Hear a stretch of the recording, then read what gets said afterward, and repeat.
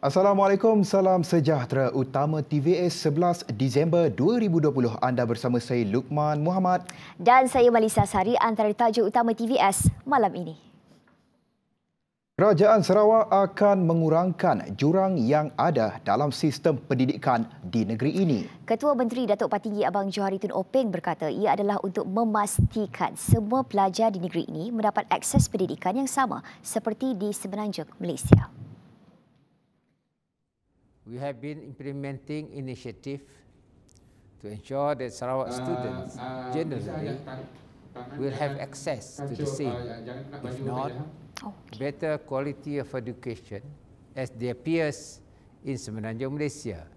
Antara inisiatifnya adalah meningkatkan kecekapan guru dan pemimpin sekolah, membina semula atau menaik taraf sekolah-sekolah daif dan meningkatkan akses kepada bekalan air terawat serta bekalan elektrik 24 jam untuk memastikan persekitaran pembelajaran yang selamat dan kondusif. Selain itu, tambah Abang Johari, kerajaan juga telah menyediakan bahan dan sumber pembelajaran sains, teknologi, kejuruteraan dan matematik STEM di samping menubuhkan 5 sekolah menengah antarabangsa Yayasan Sarawak. Beliau berkata demikian pada sidang video secara maya ketika merasmikan Simposium Pendidikan Bahasa Inggeris Sarawak bagi tahun 2020. Katanya lagi, beliau turut percaya teknologi dan inovasi akan menjadi dua faktor utama yang akan mengembangkan ekonomi di masa depan. Therefore, we are also working hard to cultivate our students' interests in science, technology, engineering and mathematics as to improve their future employability and ultimately enhance the quality of our workforce to maximize efficiency and effectiveness. Baik, berkebolehan berinteraksi dengan para pelajar dalam pelbagai cara terutama ketika dunia berdepan pandemik COVID-19 namun ia bukan penghalang untuk terus melaksanakan tanggungjawab yang dipikul sebagai pendidik. In times of adversity, we always find opportunities. As teachers and educators, we are spurred to find solutions to the hindrances that we face in making sure that our students continue to receive the education due to them. We become innovative to let back. Hence, for SELES 2020, we have guided teachers in Sarawak. We have indeed found opportunities in adversity to teach out to the students where movements are controlled and places may have little or no internet connectivity, to share with us their experiences and methods. Manyin turut menyaran para guru, warga pendidik dan pembuat dasar untuk bertukar pandangan serta pendapat bagi memperkasakan pengetahuan dan cara pengajaran selain terus memperkasa penggunaan bahasa Inggeris bagi meningkatkan kebolehpasaran. Berbeza dengan penganjuran sebelum ini, Simposium Pendidikan Bahasa Inggeris Sarawak SELES 2020 melabuhkan tirainya dengan penuh jaya meskipun diadakan secara maya.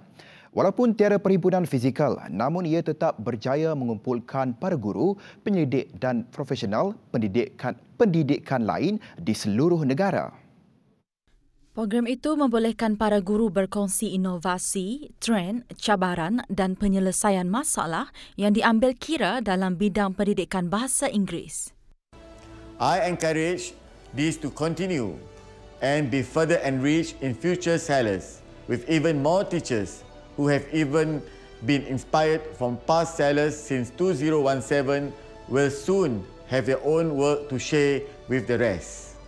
I was also informed that for SELES in 2018 and 2019, the cascading of the take-home lessons by the teachers who attend the symposium to their peers have been made compulsory through the efforts of Sarawak State Education Department. Menteri Muda Pendidikan, Sains dan Penyelidikan Teknologi Dr. Anwar Apai berkata, SELES 2020 memberi peluang kepada guru tempatan untuk mengetengahkan usaha kreatif dan inovatif mereka untuk meningkatkan proses pembelajaran dan pengajaran berdasarkan kajian mereka.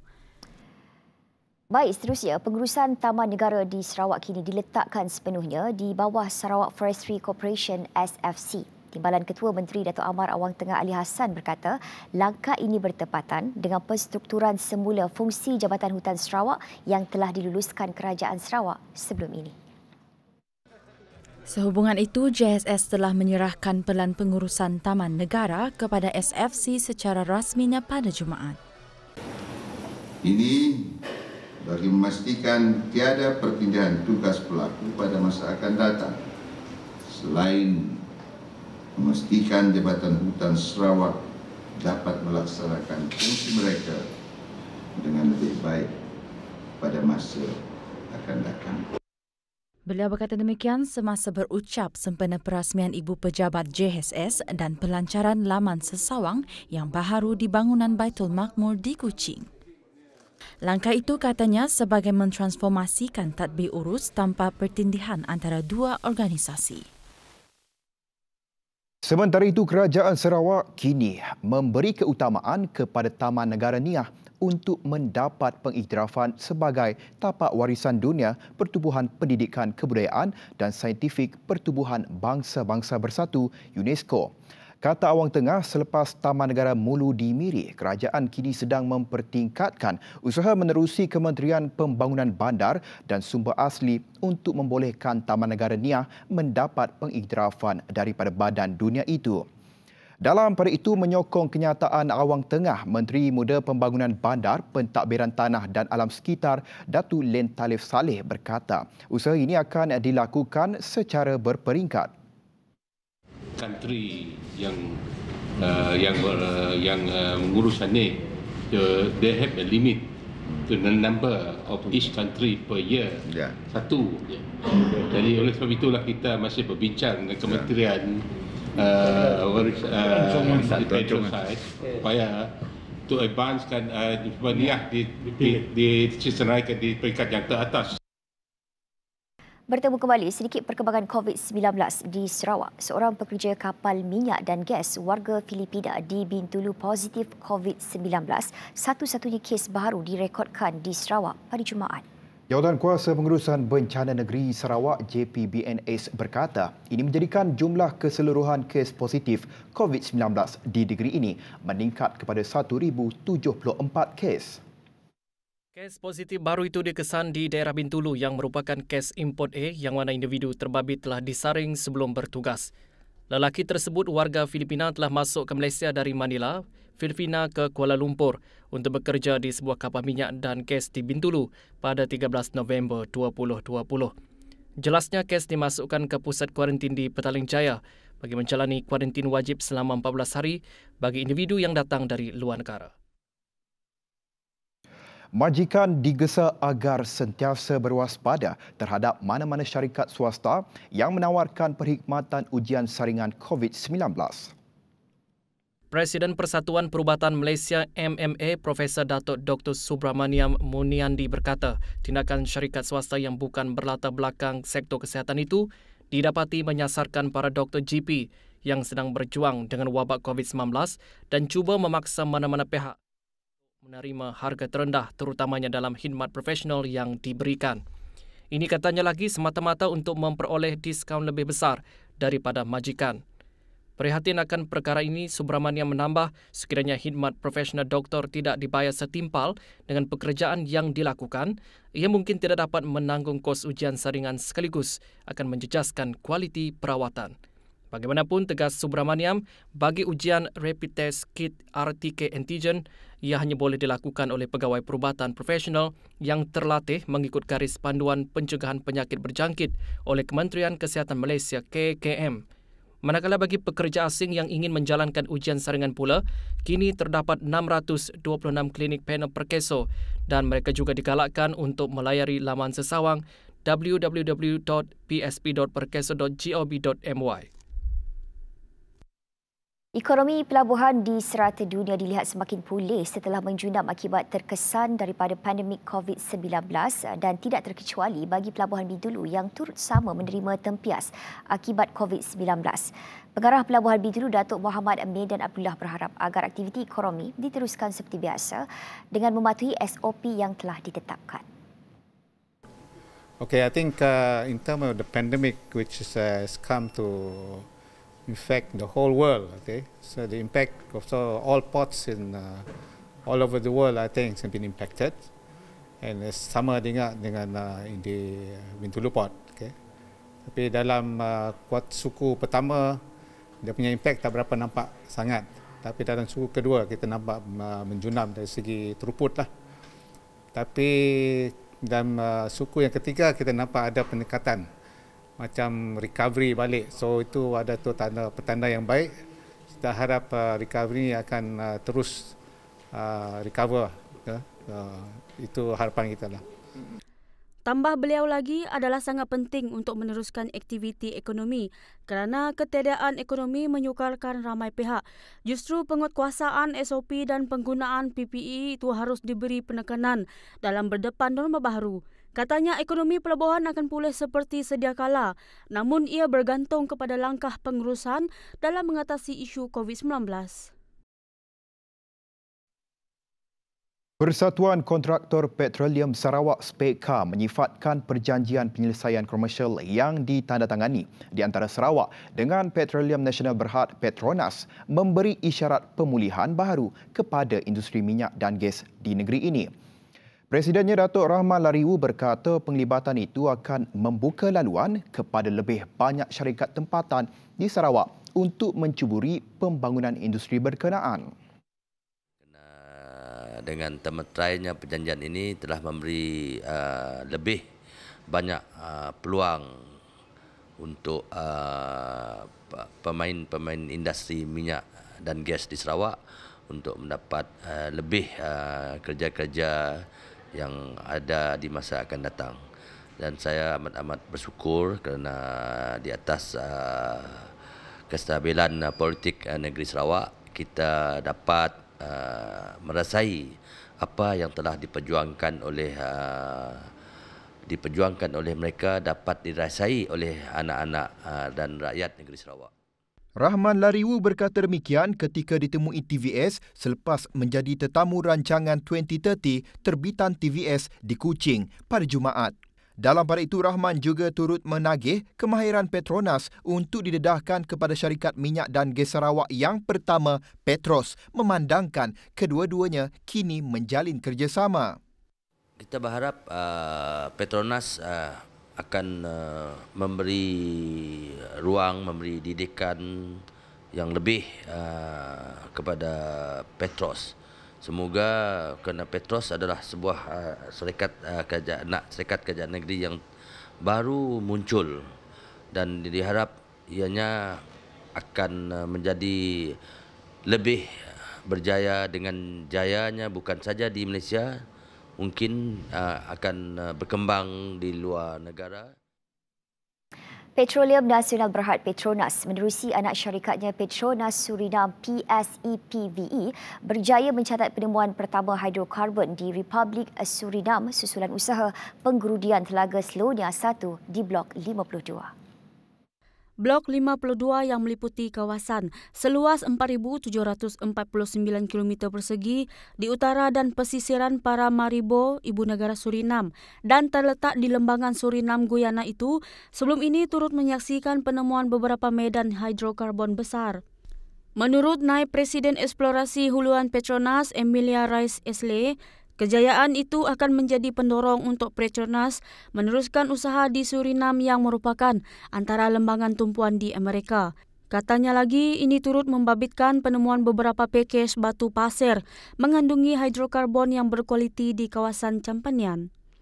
Justru beliau berharap kejayaan dan kerjasama dengan ExxonMobil Exploration and Production Surinam, BV akan memperkukuhkan lagi hubungan kerajaan Republik Surinam sebagai rakan penyelesaian selain bergerak ke arah penawaran tenaga bersih ke pasaran. Sektor pelancongan merupakan industri yang penting dalam pertumbuhan ekonomi di Sarawak khasnya. Namun ia juga industri yang terjejas teruk susulan pandemik COVID-19.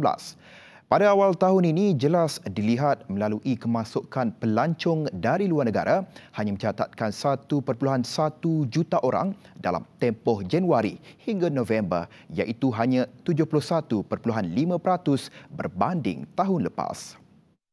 Menteri Pelancongan, Kesenian dan Kebudayaan Dato' Abdul Karim Rahman Hamzah menyifatkan ia sebagai dilema besar bagi pemain industri pelancongan. Mengulas lanjut katanya dalam usaha menangani situasi seperti ini, pihak kementerian akan memberi tumpuan kepada pelancongan domestik seperti pelancongan Sia Sitok Sarawak dalam negeri. Ia katanya sebagai usaha mendorong lebih ramai penduduk tempatan memilih Sarawak sebagai destinasi percutian pilihan. Beliau berkata demikian sempena majlis penutupan program Tourism Awareness Daerah Telang Usan di Miri pada Jumaat. Bersua kembali. Terima kasih kerana masih lagi setia bersama kami di Utama TVS. Sedikit perkembangan sukan. Majlis Olimpik Malaysia MOM menyifatkan cadangan Kementerian Belia dan Sukan KBS untuk memperluaskan skim pencen kepada atlet yang layak ke Sukan Olimpik hadir tepat pada masanya. Presiden MOM Tan Sri Mohamad Norzal Zakaria berkata, sudah tiba masanya untuk semua pihak membalas pengorbanan atlet yang telah menyumbang dalam tamasya berprestij dunia itu. Tambah Norzal, MOM sedia untuk bekerjasama dengan KBS dan berharap cadangan ini dapat diluluskan kerajaan secepat yang mungkin. Terdahulu, Menteri Belia dan Sukan Datuk Seri Rizal Marikan Nania Marikan memberitahu KBS merancang memperluaskan skim pencen kepada atlet yang layak ke Sukan Olimpik. Katanya perkara itu akan dibentangkan dalam mesyuarat Jemaah Menteri. Baik, ini sedikit berita gembira buat penonton bola sepak tanah air. Saingan Liga Malaysia Bola Sepak 2021 mungkin akan kembali bersinar selepas Kementerian Belia dan Sukan KBS memberi bayangan positif membabitkan kebenaran penonton ke stadium. Menterinya Datuk Seri Rizal Marikan Nania Marikan memberitahu meskipun belum dimuktamadkan lagi, namun cadangan tersebut mendapat respon positif daripada Majlis Keselamatan Negara MKN dan Kementerian Kesihatan Malaysia KKM. Menurut Rizal, ia selaras dengan gelembung sukan yang diumumkan sebelum ini sekaligus dapat merancakkan lagi sektor sukan secara menyeluruh tanpa mengetepikan prosedur operasi standard SOP. Terdahulu, pemilik pasukan Johor Darul Takzim JDT, Tuanku Ismail Sultan Ibrahim berkongsi berita gembira di mana peminat bola sepak berkemungkinan besar akan kembali dibenarkan memasuki stadium untuk saingan musim baharu nanti.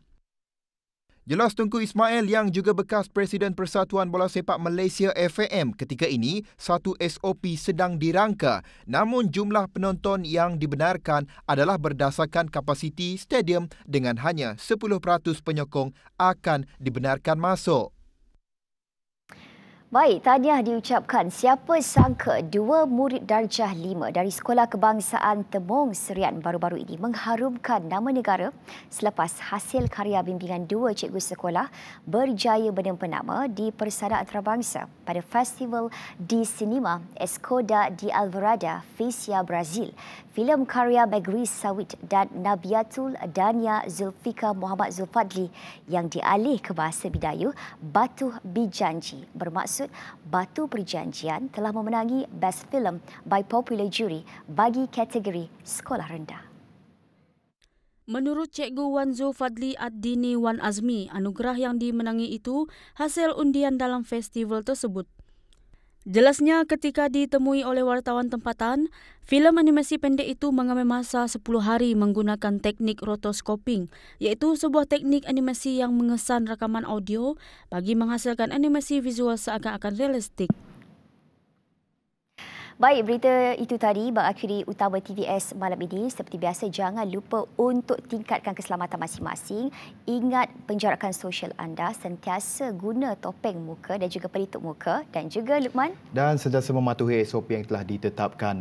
Dan kita juga bukan sahaja berhadapan dengan cabaran norma baru COVID-19. Bahkan Melissa, kita juga berhadapan dengan cabaran Timur monsun, ya, tidak salah, di mana banjir dan hujan yang berlaku di negara kita ini. Jadi berhati-hati dan jaga keselamatan anda di luar sana. Dan untuk itu, saya Luqman Muhammad dan saya Melissa Sari. Teruskan kesetiaan kita bersama kami di Astro Saluran 122. Dengan itu, Assalamualaikum dan salam hormat merupok dolok.